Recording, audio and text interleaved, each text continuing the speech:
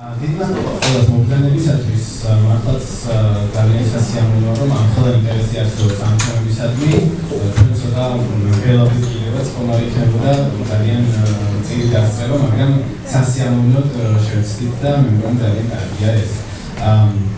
რაც შეეხება ჩვენს თემას, რომელიც წელს განსაკუთრებულად აქტუალური და ცხელი თემა არის არჩევნები. ასოცირების დღის წესრიგს გადავხედავთ, ერთ-ერთი პირველი რაც ნახსენები არის ის, რომ ქვეყანას აქვს ვალდებულება სწორედ დემოკრატიული არჩევნების ჩატარებისა და საარჩევნო კუთხით კანონმდებლობის გაუმჯობესებისა ყველა იმ რეკომენდაციის გათვალისწინებით, როგორც საერთაშორისო ორგანიზაციების, EUTHOS ადამიანის უფლებათა და დემოკრატიის ოფისის, ასევე ადგილობრივ დონეზე წარმოშობილი რეკომენდაციების, მათ შორის მოწყობათა შორისი კომისიის ფარგლებში.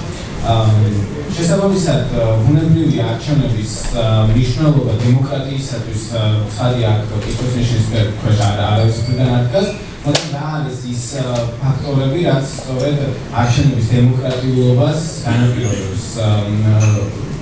ჩვენი პოზიციიდან არასამთავრობო ორგანიზაციების პოზიციიდან ბუნებრივია ბევრმა თქვენგანაც იცის, რომ ჩვენი ერთ-ერთი მთავარი ადვოკატების საკითხი არჩევნებთან მიმართებაში ბოლო რამდენიმე წლის განმავლობაში არის საარჩევნო სისტემა.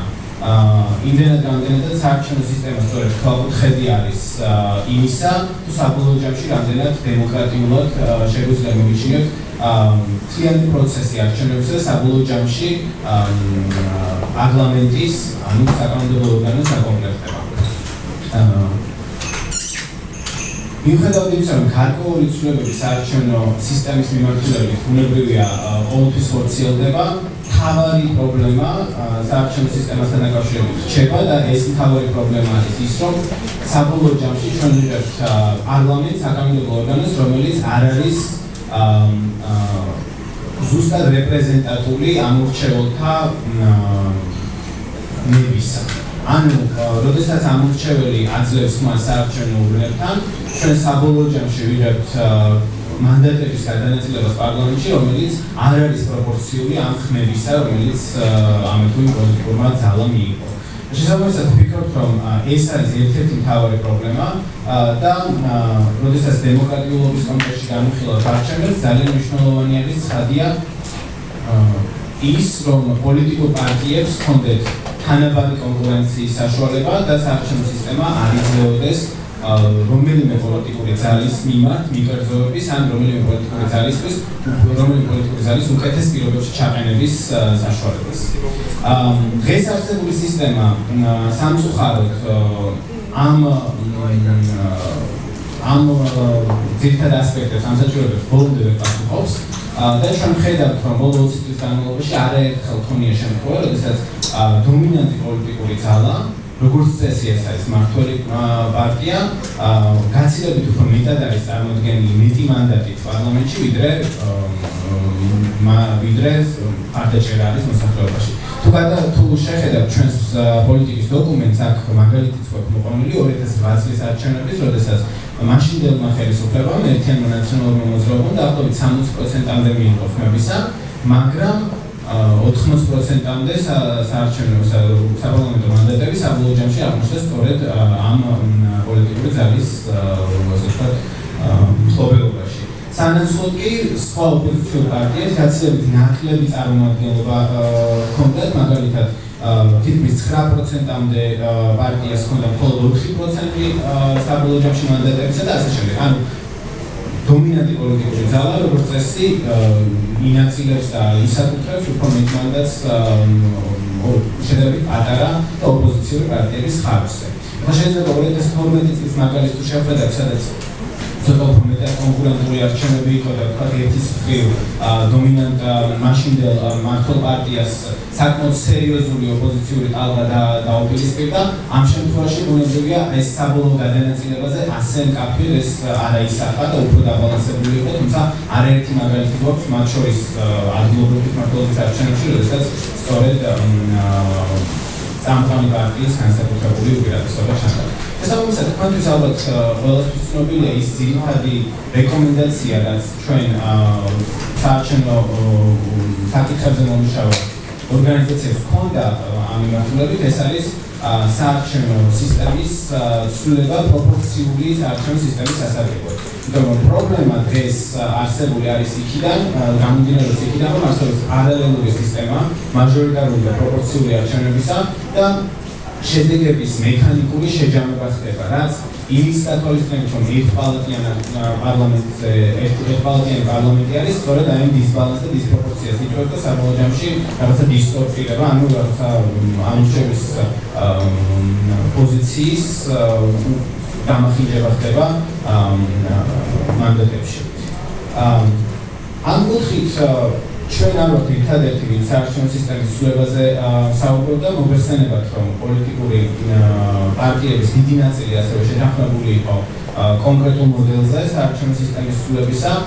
14 პოლიტიკური პარტიის რამდენიმე არასამთავრობო ორგანიზაციის და ექსპერტების ერთობლივი პოზიცია დაფიქსირდა მემორანდუმის სახით 2015 წლის მაისის ბოლოს პრეზიდენტის მიერ ორგანიზებულ კონფერენციაზე და მიუხედავად აი ესეთი ფართო კონსენსუსისა, რომელიც პრაქტიკულად პირველი პრეცედენტი იყო საქართველოში, სამწუხაროდ არ აღმოჩნდა ნება ხელისუფლებისა პირველ რიგში, რომ ეს ცვლილებები გატარებული იყო.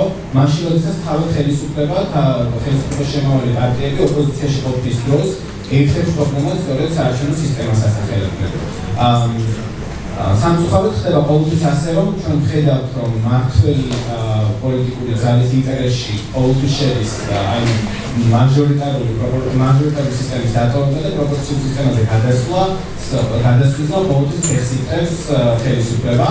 თუმცა მარტო ხელისუფლების პასუხისმგებლობაზე ვერ ვისაუბრებთ აქ და ამის მაგალითიც გვაქვს იმის გათვალისწინებით, რომ უბრალოდ ფიზიკურად წელს იმდენად გაიწელა ეს პროცესი და ხელისუფლებამ შემოგთავაზა სისტემის ცვლილება 2020 წლისთვის და არა 2016 წლისთვის.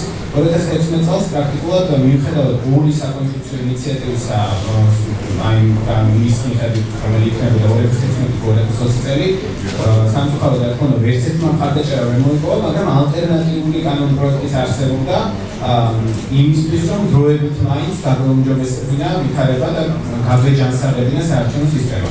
ან რას გულისხმობს ეს არის ეგრეთ წოდებული გერმანული მოდელი, რომელიც პრაქტიკულად არსებითად სისტემას არ ცვლიდა, თუმცა ცვლიდა მანდატების გადანაწილებით და დათვლის წესს, რაც საბოლოო ჯამში ამ მანდატების გადანაწილებას უფრო დაბალანსებულს გახდიდა. ანუ გადანაწილება საერთო მანდატებისა იქნებოდა პროპორციულად განსაზღვრული 150 დეპუტატიდან და გარკვეულ პირველ რიგში მაჟორიტარი დეპუტატები შევიდნენ პარლამენტში, მაგრამ ეს კვოტა პროპორციულობისა შეიცემოდა იმის მიხედვით, თუ რა პროპორცია ექნებოდა ამ თუ პარტიას. ესეც ამის მაგალითიც გვაქვს ჩვენს ვთქვათ, როგორ უფრო დაბალანსებული იქნებოდა იმავე 2008 წლის არჩევნების შედეგები, თუ სწორედ გერმანული მოდელის მიხედვით დაითვლებოდა საბოლოო ჯამში მანდატები და ჩვენს პოლიტიკის დოკუმენტში ამის წყვილიც არის წარმოდგენილი. ბოლომდე რა თქმა უნდა სრულ პროპორციას ვერც გერმანული მოდელი ვერ უზრუნველყოფდა და მასაც აქვს თავისი ხარვეზები, მაგრამ გაცილებით უფრო დაბალანსებული იქნებოდა და გაცილებით უფრო მაღალი წარმომადგენლობა იქნებოდა მაშინდელი ოპოზიციური ძალების თქვათ 2008 წლის მოწვევის პარლამენტში. მაგრამ როდესაც ვსაუბრობთ იმაზე, რომ პასუხისმგებლობა არ აქვს მხოლოდ ხელისუფლებას, სწორედ აქ მინდა აღმოჩნდა, რომ ძალიან დიდი პასუხისმგებლობა არის ოპოზიციისაც, რომ საარჩევნო სისტემა გაუმჯობესდეს და ჩვენ პრაქტიკულად წელს ჰქონდა ის ვითარება, როდესაც ოპოზიციას შეეძლო თავისი ძალის მობილიზება პარლამენტში იმისათვის, რომ საარჩევნო სისტემის დასაუმჯობესებლად მხარდაჭერა გამოეცხადებინა შესაბამის საპარლამენტო მოსმენებზე. მაგრამ ჩვენ ვნახეთ, რომ ერთ-ერთი მთავარი წამყვანი ოპოზიციური ძალა რეალურად ბოიკოტის რეჟიმში იყო ამ პერიოდში პარლამენტში და მისი ძალიან დიდი წვლილია თუნდაც იმაში, რომ საარჩევნო სისტემის თუნდაც ესეთი რაღაც მცირედი გაუმჯობესება ვერ მოხდა. ანუ საბოლოო ჯამში ეს გვაფიქრებინოს, რომ მაინც ძლიერი და შედარებით დომინანტი პოლიტიკური პარტიები იქნება ეს ხელისუფლება თუ წამყვანი ოპოზიცია, შესაძლოა ყოველთვის ფიქრობდნენ, რომ მათ მაინც ექნება ეს მაჟორიტარული არჩევნების მეშვეობით საკუთარი პოზიციების გამყარების საშუალება და შესაბამისად შეიძლება მათ რეალური ინტერესი სწორედ რომ არ შედიოდეს საარჩევნო სისტემის ცვლილება. არა და ბუნებრივია ჩვენ ვისწრაფებთ სწორედ დასავლური ევროპული დემოკრატიებისკენ, სადაც უფრო მაღალი დაბალანსების, უფრო მეტი პროპორციულად გადანაწილებული პარლამენტი იქნებოდა ალბათ სასურველი ჩვენთვის სწორედ ამ მოდელის გასწორება. დიდი მადლობა. შეგვიძლია რა თქმა უნდა უფრო მეტად ვისაუბროთ დისკუსიის ფორმატში. მართალია კიდევ ერთხელ ასოცირების ხელშეკრულების ასოცირების დღის წესრიგში ძალიან დეტალურად არ არის საუბარი სწორედ არჩევნო საკითხებზე, მაგრამ მინიშნავთ, რომ ეს დემოკრატიულად არჩევნების ჩატარებაზე არის საუბარი, აქ ძალიან დიდი მნიშვნელობა აქვს სწორედ სისტემას. თუმცა აქ უნდა აღნიშნოთ, რომ ეს არ ნიშნავს ის, რომ სისტემა არ შეცვლილა წელს, ეს არ ნიშნავს, რომ არჩევნების ლეგიტიმაციის საკითხი დგას კითხვის ნიშნის ქვეშ, იმიტომ რომ ჩვენ გვაქვს 20 წლიანი გამოცდილება სწორედ ამ არსებული სისტემის არჩევნების ჩატარებისა და ცალსახად მხოლოდ სისტემა არჩევნების ლეგიტიმაციის კითხვის ნიშნის ქვეშ დაყენების საფუძველი არ ყოფილა და ბუნებრივია ვერ იქნება ვერც